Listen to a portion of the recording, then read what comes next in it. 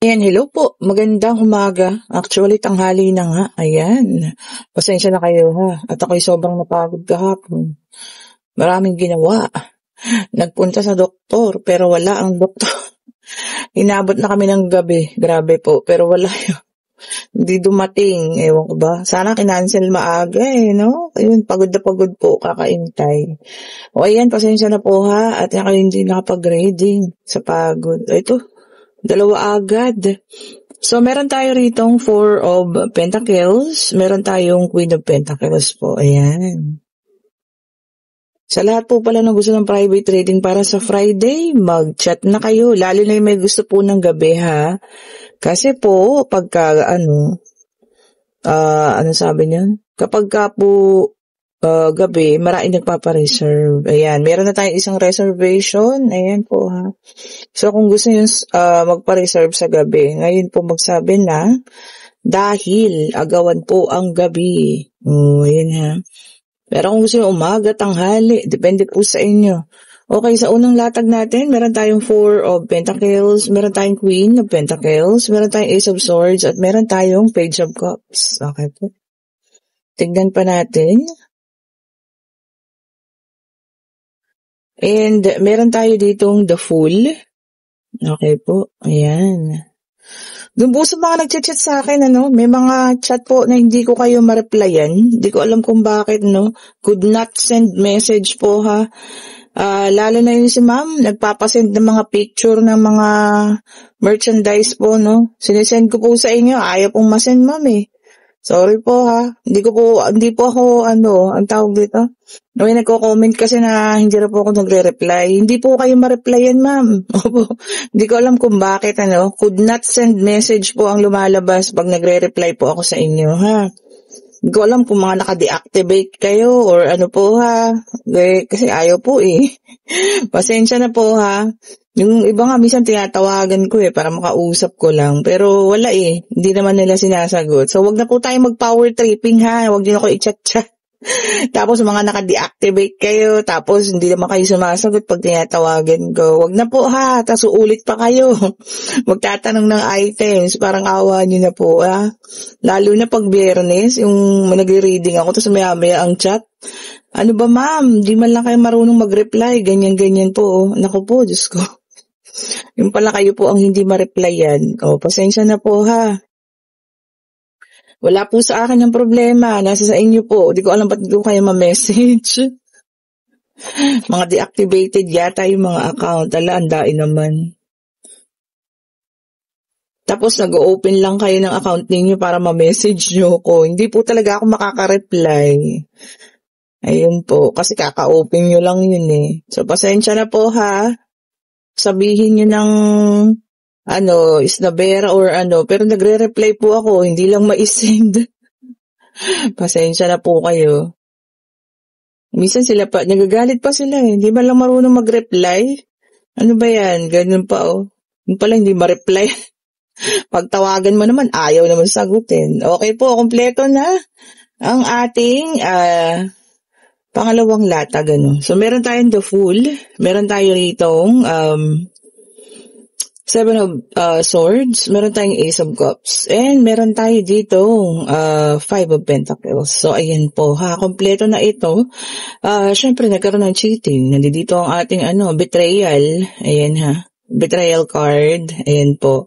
Pero, eto siya, definitely siya yung humingi ng freedom. Ayan, pasensya na kayo sa inyo na naririnig ha.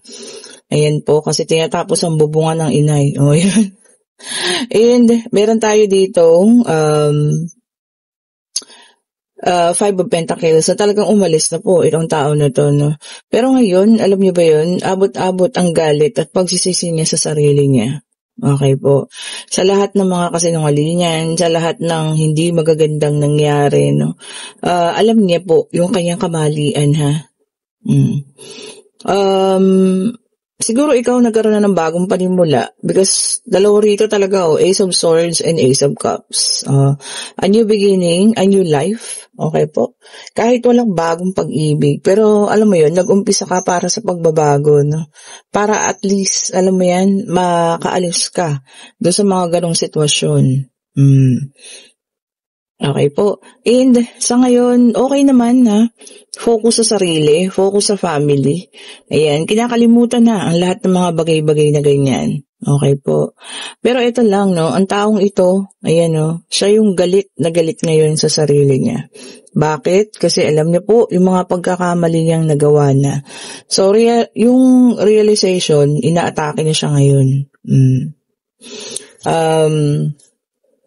Gano'n naman kasi talaga no? Marirealize mo na mali ka, marirealize mo na sayang, marirealize mo na dapat hindi nangyari yun pag tapos na. Di po ba? Saan ba? Alam mo sa una, realize mo agad. Di ba po? So ngayon, parang huli na. I think it's too late. Sabi nga, baka kahit humingi ito ng tawad sa inyo, hindi nyo na kayang patawarin. Sa ngayon po ha. Or baka naman kayang patawarin pero hindi na kayang tanggapin. Sa ngayon kasi ang galit niya hindi naman sa iyo, kundi sa sarili niya. Dahil alam niya po yung mga bagay at pagkakamali na nagawa niya sa iyo, kung ano man yan ha. Sa lahat ng pain, sa lahat ng sakit, di ba po? Ganun talaga.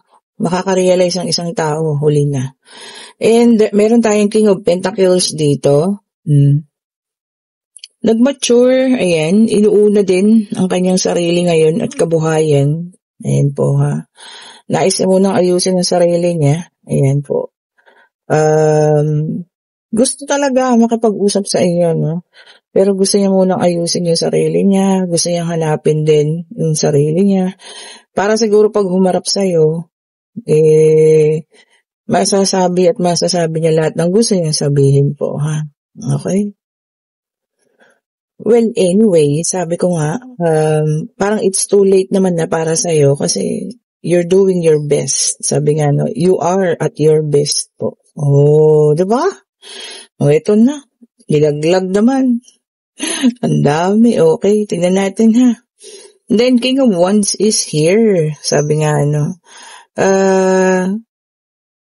sa ngayon, ito, no, passionate siya sa paghahanap buhay. Ayan. Iniisip muna yung sariling kabuhayan, no? Parang same kayo ng pinagtatrabahuan ngayon, Yun nga lang, ikaw, wala kang guilt, wala kang remorse, no? Pero siya, yun yung pinakakalaban niya ngayon. Kasi nga, hindi niya matanggap diba? Then, meron tayong King of Cups, sari-saring emosyon. Ayan, ha? Kasi naman ha, no gender specification tayo, lalaki, babae. Ayan po ha. At hindi po lahat makaka-resonate po. Okay po. Natatawa ako doon sa mga nagko-comment, no? Paano po ako makaka-resonate? Patay na po yun. Di hindi po para sa inyo. Hindi po ba? Lagi ko namang sinasabi, this is a general reading po ha. Hindi po lahat. At hindi po para sa inyo kung deads na yung ninyo, person ninyo. Pwede pong sa iba. Diba? Ibigay naman natin sa iba. Wag po lahat ay ating akuin. Diba po? So, ayun, different emotion siya. Merong pagsisisi, galit. Hindi ko alam kung dinadalo pa siya ng happiness, no? Siguro ang happiness niya na lang, kung makakabalita siya sa ng magandang pangyayari. Kasi lagi niyang iniisip, deserve mo yun. Tama naman, deserve mo yun. And then, meron tayong The Hangman, may dalang number 12. Okay. Sabi niya rito, no, self-limiting. Ayun. Ngayon, nililimitahan niya ang kanyang sarili, no, sa lahat ng mga bagay siguro, sa mga bisyo, sa mga kung ano man. Talagang, alam mo yun, totally inaayos niya muna yung sarili niya. And the Ace of Cups is here again. Talagang para sa'yo po ay celebration of a new life. Diba? Celebration, parang panibago, no? Bubukas ng panibago para sa'yo. Diba? A new beginning, a new life, diba? May number 12 pala tayo doon ha. 12 and 18 ang ating numero ngayon. And then meron tayong the moon. Ito no. So hanggang pangarap na lang siya sa'yo. Ayan. Pangarap at illusion. Ayan. Isa ka na lang sa kanyang dreams and illusion. Not sure talaga kasi kung kaya mo pa tong balikan or kung ano man ha. So it's too late, sabi nga ang tawag dito, huli na ang lahat. Oh, 'di ba? Tignan pa nga natin. Ay, meron po pala tayong nasa nasa Facebook page. Ayan, sa lahat po ng gustong kumuha. Last 3 Evil Eye. Malaki po yun. So, siya ay pwedeng isabit, saktong-sakto bago dumating ng New Year. Dapat nakasabit na sa inyo yan. Kung gusto niyo pong bilhin, nandoon ha. Sa Facebook page, check nyo na lang. Queen of Pentacles, ulit. Ayan ha. Sabi niya rito, businesswoman. O, ayan ha. Baka nagbi-business ka na ngayon, or nagtatrabaho na nagbi-business. Kumbaga talagang ngayon, ang iniisip mo yun para sa financial mo or pati sa family mo, So, yun, may business na, may trabaho pa. Pero ingatan din natin ang ating sarili po, ha? O, di ba? Ingatan po natin ang ating sarili. Tingnan pa natin.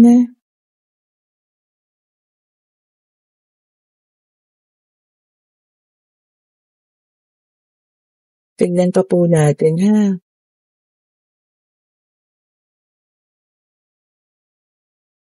At, sabi niya rito, standing on your ground. Sa ngayon talaga, focus ka para sa sarili, focus ka para sa pamilya. Yun yung ipaglalaban mo, yun yung gugustuhin mo talaga. So, sabi ko nga, not sure kung kaya mo siyang tanggapin, Kumbaga, wala na siya sa sistema mo eh. Hindi na siya kasali sa mga iniisip mo, So, ayun lang. So, ayun na masasabi nating, ayun na nga. Hanggang doon na lang. Kinuha ko tong ating pangatlong deck of card. Ayan. Ito para sa iba naman ha. Pero kung kayo yung nakarelate sa situational reading, para sa inyo po yan. Ayan. Tignan natin.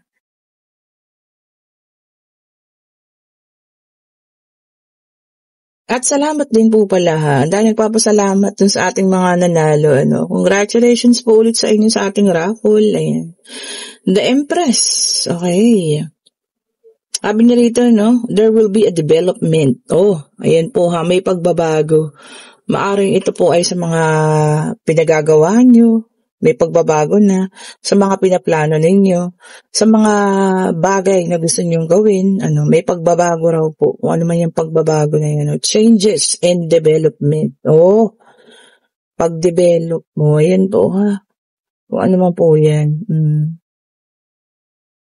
Yan, tignan pa natin. And meron tayong the Magician, air sign. Okay, yung kanina is earth, ngayon naman ay air. Okay. Sabi ito, self-confidence, building your own self-confidence. Baka may pangyayari before, na nawala ang ating kumpiyansa sa sarili, pero ngayon, eto na po, babalik na, which is good. Dapat lang po, dapat lagi, huwag yung aalisin ang inyong lakas ng loob at kumpiyansa sa sarili po, Sabi ko nga, walang ibang magmamahal sa sarili ninyo, kundi kayo at kayo lang din po, diba?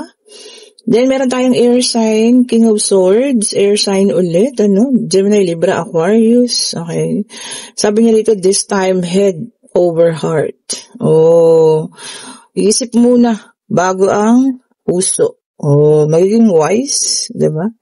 Hindi na magpapauto, diba? Mas magiging matalino, diba po, which is good. Para sa inyo rin yun, diba?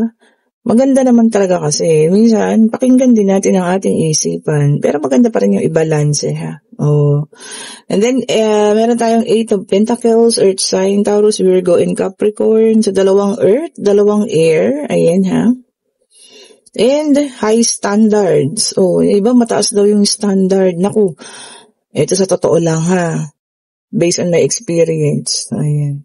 Sa mga pininsan at sa mga tiya.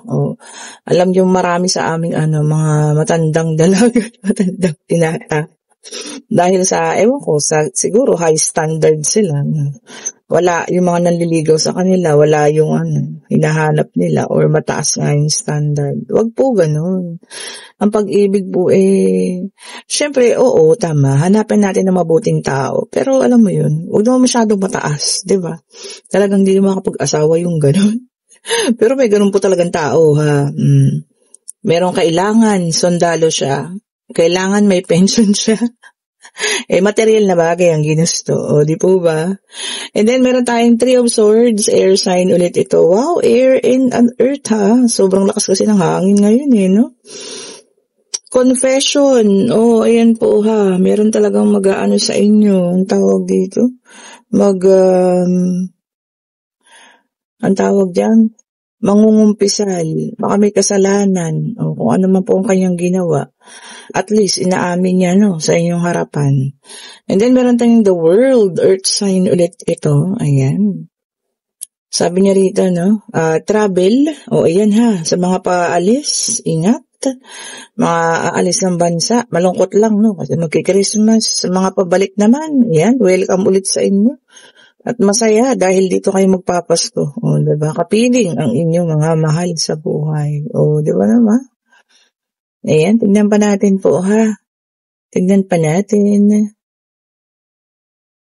Check pa natin po, ha.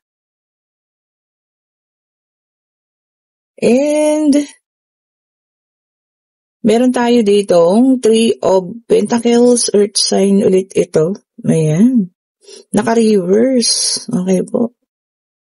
Sabi niya rito, no, group conflict. O yan, may away-away. Pwedeng sa grupo ninyo, no? Pwede pong sa inyong barkada o kung sino man po ito, ha. So, meron mga gulo-gulo. Ayan, kung ano man. Baka kayang pag-usapan, di ba? Pag-usapan po. Kung kaya naman, di po ba? And, kung kaya na naman po ninyo na i-resolve agad-agad, bakit naman hindi? Di ba? Ayan po, pag-usapan ha, kung ano man yan. Tingnan pa natin.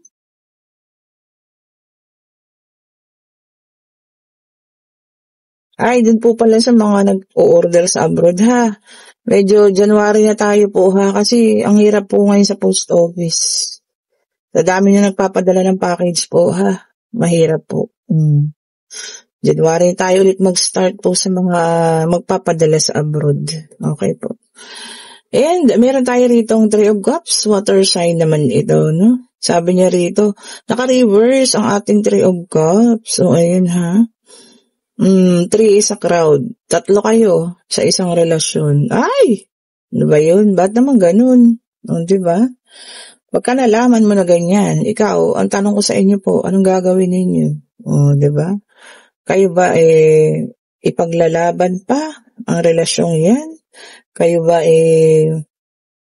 mananahimik? Kayo ba aalis? So, depende sa inyo ha.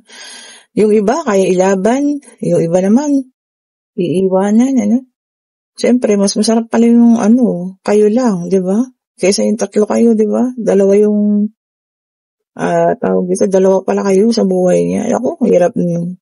And kung kayo po ang nasa situational reading, na makakabalita kayo sa taong ito na sobra-sobra yung galit niya sa sarili niya. At, alam mo yun, alam na or nalaman niya na lahat ng kanyang pagkakamali.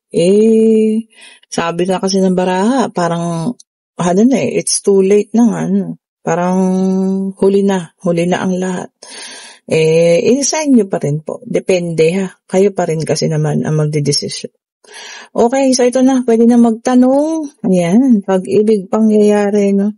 Financial. Pag-travel, kung ano man po ang gusto niyo malaman. Ayun agad.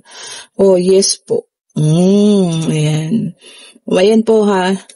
Sa lahat ng mga may ongoing battles ngayon, mga, ang tawag dito, mga pangyayari sa buhay na hindi natin inaasahan.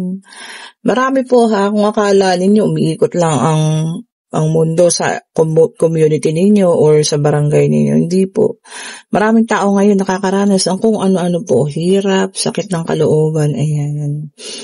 Huwag po kayo mag-alala kasi lahat naman po ay matatapos. O di po ba? Hindi naman nag-i-stay sa ganyan lahat. O di po ba? Lahat po ay may katapusan, lahat po ay may hangganan po ha.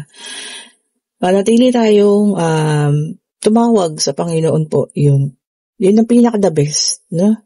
Always and always pray po. At matatapos po lahat yan.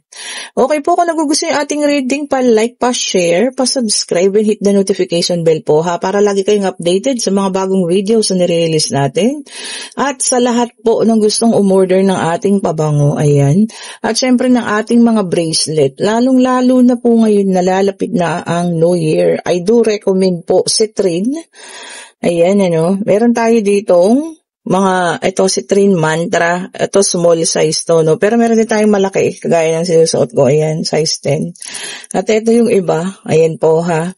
Kung gusto niyo ng power combination bracelet na nandiyan na lahat, ayan. May original citrine, may jade, may mga jade dyan, may tiger eye, ayan, original yung mga jade natin dyan nakasama ha. At ito naman po, meron din tayong amethyst, meron tayo rito ang combination ng black tourmaline and tiger eye. Maganda lahat po ha. Lahat po ito ay may mga meaning, ayan. So pag na-receive nyo sila, may kasama yan na maliit na papel, basahin ninyo kung anong ibig sabihin. Okay po. And salamat pong muli, ayan. Have a great morning po, Sunday na ngayon. Have a blessed Sunday po sa lahat. Bye-bye po sa inyo.